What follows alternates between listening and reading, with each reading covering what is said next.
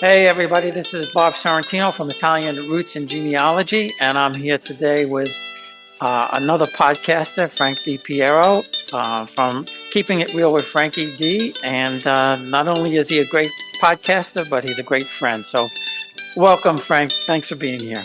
Bob, thank you. It's always a pleasure talking to you. And I got to say, I never would have thought when I was a young child that I would become a podcaster. Well, there was no such thing as right? I become a podcaster, an author, and several other things. And some things people can't, we can't say on TV. For sure, we don't want to do that. But we've spoken several times before, and we've interviewed each other. But I wanted to take today to tell everybody that I think Frank's done a wonderful thing for the Italian community in general, but especially for young people. And if you have young children or grandchildren, you certainly want to check out his two new books. And I was quite surprised. You surprised all of us with these books. And you've written two children's books, correct? Yes, I have, which I guess same kind of thing. I never would have dreamed that I would write any books, let alone children's books. I, was never a writer per se. Kind of got inspired. So besides the podcast and all that kind of stuff, at the Italian Cultural Center we have in Chicago, which is at Casa Italia, I'm a volunteer. And in the Italian Cultural Center, we have our library. And our library and our Italian Cultural Center, under the direction of Dominic Candeloro, really looks to help people write their stories. Dominic preaches always, save your stories, write your stories, and they will help. They'll help you get started. They'll help you publish. They'll really, really help from the bottom of their heart. And, I saw these people writing books about their families and whatnot. We also have a yearly event called Italian American Literati, IA Literati. And they invite authors there again, and they talk. And I don't know, I just kind of got this writing bug from all this atmosphere, being around it. I love going to volunteer because it's a 4-story, 100-year-old building, and we have museums in there, and it's just a great vibe. I love the Italian vibe. I can't get enough of it. And I don't know how it came to me about children's books. Well, I have 2 kids. They're now 23, 22, and I kind of was thinking about when they were young and different things, so I sit down and I start writing this book, and the first book is called My Big Family. And it's based a little bit off of stuff that happened with them. And basically, the whole concept of the book is kind of like this comforting make-believe atmosphere that this little boy creates where, he has stuffed animals, and it's almost like they're real, and they protect him and they protect the house. And I even take it to a further step. There's a bunch of different characters, like a clock on the wall and all this, and they protect the house when no one's home and things like that. So writing the first book, then I immediately had the bug, and I'm like, okay, I got the second one. So I continue with the characters, but on a different level. Now, the first book has a couple characters with Italian names. I even have a clock that sits on a wall that's called Italiano. And it has the Italian flag and the clock. So the second book, I keep the characters, but now it's a family. Mom, dad, daughter, son. So now the daughter, they're going to go to Italy. And she wants to take her favorite stuffed animal, which is a teddy bear. Now, this is a true story. When my daughter was born, somebody gave her a teddy bear, like a lot of kids. And then when my son was born, 12 months later, somebody gave him a teddy bear. So now to distinguish the two, my daughter's teddy bear was white in color, and we literally called him Teddy Bianco. And then my son's teddy bear was browner, and we just called him Teddy. So Teddy Bianco was my daughter. So these are characters in the book. So now my daughter is going to go to, I mean, the girl in the book is going to go to Italy with her brother and her mother. And she asked Mom, can I take Teddy Bianco? And Mom says, okay. So now the book is called Teddy Bianco Goes to Italy. And your background, thank you, is the cover of the book. And my wife came up with that. And we have the America with the flag, and we have Italy with the flag, and we have the airplane based loosely on the Snoopy cartoon, and they're going to Italy. So now I'm thinking, you know what? This book could be a tool as this is for little kids. It's typically a book that the parents would be reading to them. And this could be like a little helpful thing about just a beginning stage of a little Italian culture and some words. So the second book, I thought it was a good story. And they go to Italy and they arrive in Florence. And I talk a little bit about different aspects of Florence, in a very childlike way. I try to translate some words, some traditional food that is there. Go to Rome, the same thing. And then the last part of their trip is they go to Calabria, which is where the mom was born. And they still have a house and they're going to go see family members. So it's just like a little introduction to Italy and a little introduction to some words. And I was really kind of happy about that. And I thought, wow, this is something, and I'm working on a third book. I got a couple ideas for a third and a fourth that definitely Italian based and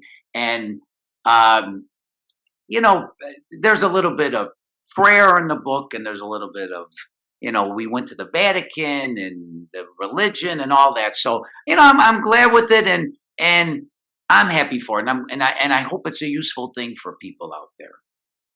Well, yeah, definitely. And, we've talked several times about the youth not knowing about Italy. They don't even teach, I don't even think they teach Italian history in school. We used to get a little bit of it, not a lot, but we had some. But I think, like you said, it's a good start for young kids to understand where they came from. And I've never heard of anything like this before. So, yeah, I kind of thought like maybe there's a little niche here. And I mean, don't get me wrong. We're going to have this next IA Literati, and they're like, oh, we want you to present your book. I go, it's not a book. It's like a pamphlet. I mean, I'm almost embarrassed to be with authors. I'm not an author. I'm winging it like I do everything else. I'm not a podcaster. I wing it. I'm not a historian. I wing it. But, it's not a novel. It's 24 pages. It's got some nice pictures because that's what you expect in a children's book. Mm. But yeah, I kind of felt like there was a niche, like, getting to the Italian American kid. The parents want to introduce a little bit, of culture, and like I said, and it's not as accessible. You're right; they don't teach any history of Italy in schools, and if our kids don't keep signing up for Italian language classes, they're going to stop teaching that in the schools because the numbers are a little bit down. So we always talk about it. You got to keep doing and doing and doing. And one thing I learned at our IA Literati, which will be in May of this year, 2023, the biggest thing we have to promote our fellow Italian American authors. I know you do.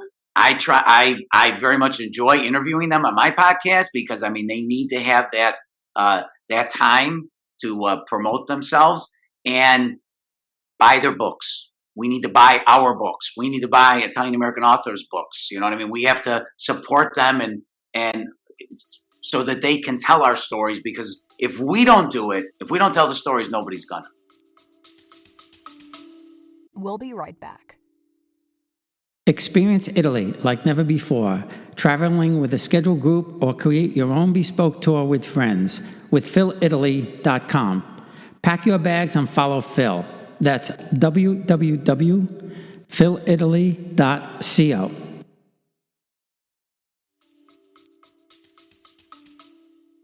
No, you're right. And there are, so many great books out there, whether it's, historical figures going back in time, or some of the World War II stories are fascinating. I mean, there's such a rich history in the regions and everything. And it's true. And that's why, that's why I started the group, the Italian American author group, on Facebook, just to try and get as much out there as we can, to help support people, and not just to support them, but to learn our history, to We're not understand. history, right? Definitely. I just interviewed a gentleman, Lou Rosati, and it's a book called The Boy in Abruzzo. It's fiction based loosely and where his family is from, and it was about World War II in Abruzzo. And I remember when in the interview, and I said to him, like, you read stuff like this, and we're very lucky people that we didn't live through those kind of times. And what a nice gentleman, a retired doctor, pathologist, and just a great guy. I really enjoyed it. And I always say I'm blessed and fortunate to get to meet these people and get to talk to these people. Being a podcaster like yourself, I feel we're the lucky ones. Absolutely. And it's funny, people ask me, how do you find these people? I said, they're out there. Google. I look for books. I look for interesting people. It's not that hard. And I think the both of us are trying to do the same thing. We're trying to give a window to the Italian Americans, so that they can be known, and again, back to the history, that we know our history. And just to digress a little bit, you also do another fascinating little bit, where you do that Italian American moment, I think you call it, and you tell people not about the Joe DiMaggios and the Sylvester Stallones and those people, but the people that really contributed a lot to our history in America that nobody ever heard of. Well, just recently, so for everyone, I do these videos, very short videos. I try not to go over a minute. Writing those is a different technique, because now you're trying to take this ton of information and condense it to 1 minute. It's just like giving people that little quick overview of this invention, accomplishment, story, in hopes that, hey, if they really enjoy this person or this subject, they'll research it a little more. So just recently, I was blown away. These two twin sisters that recently came to our Italian Cultural Center and started volunteering, they said, wow, I told them about these Italian American moments, and they go, you should do one on Simon Rodia. I'm like, okay, who's Simon Rodia? So I look it up. Bob, I was blown away. I was blown away. Never heard of this gentleman. The Watts Towers in California. I don't know if you're familiar with the story. I kind of think you are from your expression. Yeah. I was blown away. What an incredible accomplishment. And I was giddy getting the info, writing this moment, and then having patience waiting for my son to help me make the video, which unfortunately, that's he's a great son, and God bless him for helping me, but he does have a life as well. So I was waiting, and we finally did it. And I was like ecstatic to do it. And I mean, real quick story, Italian immigrant, not even 5 feet tall, decides to start building on his property in Watts, which I'm not real familiar with California, but I think it's not like the greatest of areas. And he starts building these towers out of materials he finds, out of garbage. And he was a tile setter, so I mean, he knew what he was doing, obviously. And he would bend pipe on the railroad track.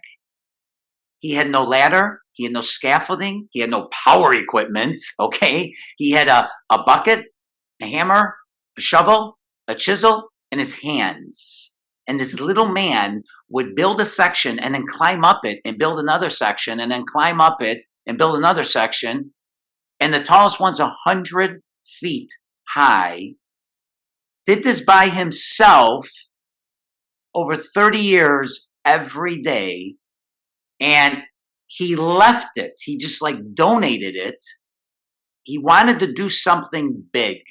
And he looked up to fellow Italians like Michelangelo and Galileo. and he wanted to do something big, and boy, he did it. And after he was gone, the city, they either wanted to move it or they wanted to destroy it. I'm not really sure. But they said, oh, it's not safe, so, we can't keep this here. And they brought like a crane and they tested it.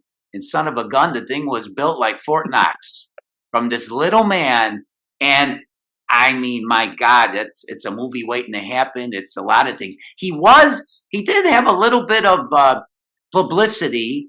He was on the cover of the Beatles album, the album cover, which, today's youth wouldn't even know what I was talking about. But back in the day when they had records, the album cover was a big deal. The Beatles, Sgt. Pepper's Lonely Hearts Club Band album cover. There's all these like famous people, and there's a picture of him. Really? And yes. So I mean, now I have to go look at the album. Famous, but not. You know what I mean? He was part of that like pop culture thing. Mm-hmm. So I mean, just stuff like that. I've done I think 103 of these Italian American moments, and I'm very proud of those. And if my goal is they're a tool to learn for our people. That's it. A tool to learn, to inspire, to give a little spark for I want to know more. That's what I'm hoping for. Yeah, and we don't get enough credit for these unsung heroes like that. Oh, it's okay. The people that built America and yes, things. Yes, no, there's so, and like you said, there's so many stories out there, and we're reading about it, we're looking at things, we're researching things, and then all of a sudden you get this name, and you look it up and go, I never heard of this guy, and I'm blown away. I really was. It just shows you how much more is out there, and for people, I think like you and me, it's a thrill to find out about it. We're just so happy to let everybody else know about it. I have such pride letting them know to say, hey, this is a good one. You want to see this one. Yeah. I think one of the stories that, shocked me more than anything else was the fact that there were 7 Italians in Custer's 7th Cavalry. Now, we've all watched, Custer's Last Stand and all of that. Never a mention of any Italians being there. I didn't know that. Yeah. And the sole survivor was John Martin. I mean, his name in America, he went by John Martin, at least when he was in the cavalry. Giovanni Martini. He was the sole survivor. He was a bugler, and they sent him to go either warn some other colonel or general or to go tell them that they needed help, whatever the case may be. But he was the sole survivor, Italian. And so we're talking, when was that, 1870 or 1871 or something like that. So we don't associate Italians being here even at that point in time, nevertheless being on the cavalry.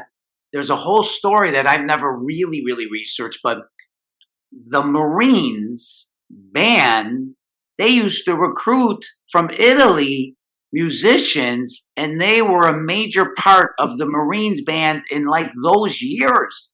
They actually brought from Italy, from Sicily, a couple of guys, and that's how much Italians have influenced music that I don't think our youth of today would realize the influence of Italians.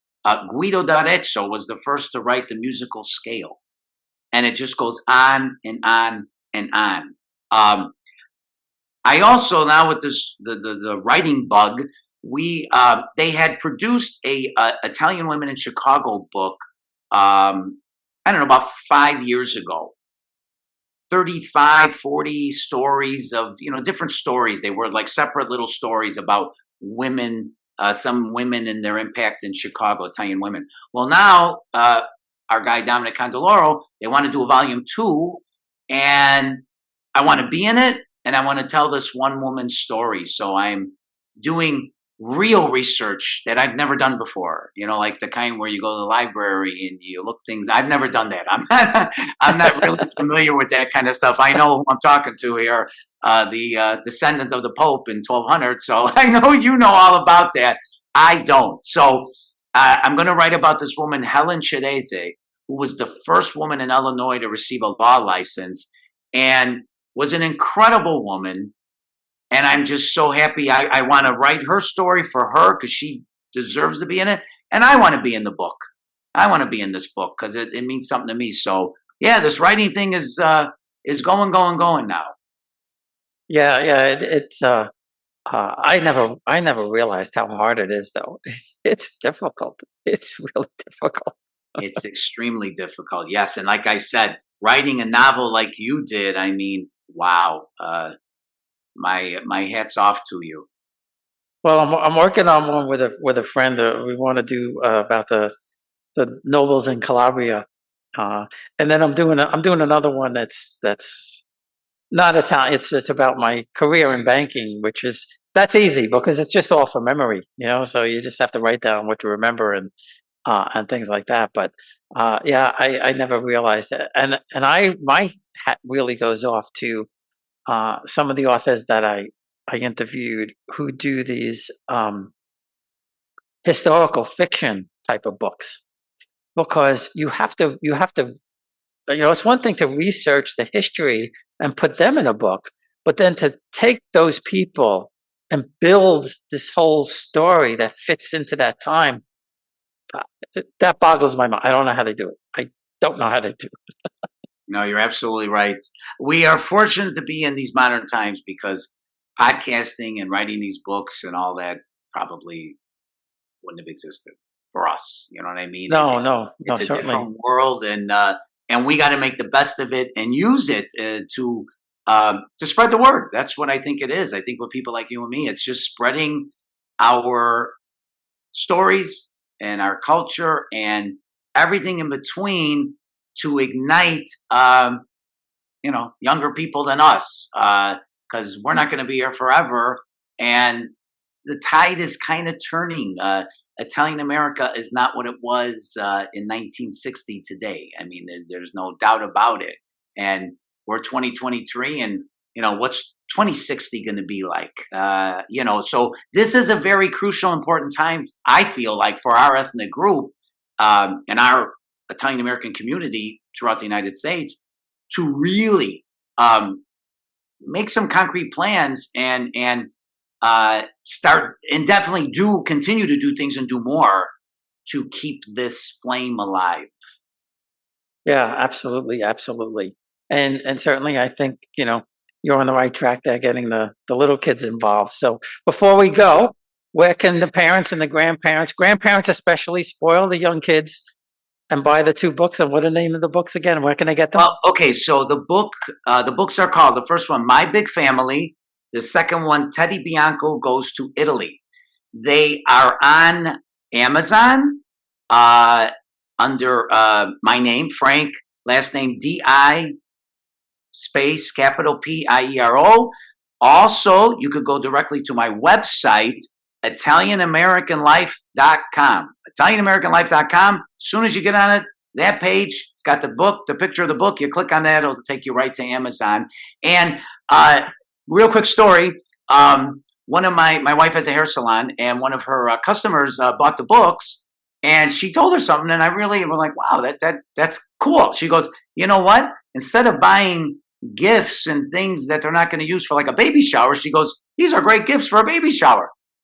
And they're only $9.95, and that's a great gift for someone having a baby. So I thought, wow, that's actually that makes a lot of sense. So that's a cool way of looking at it. So yeah, no, absolutely. That is a cool way of looking at it. And then it's you could see the cover catches your eye right away. I love the cover. Thank you very much. Well, listen, Frank, as usual, it's been a pleasure, and we'll be talking again. Thank you. Keep doing your great work. You're awesome out there, and I appreciate your time and this podcast as well.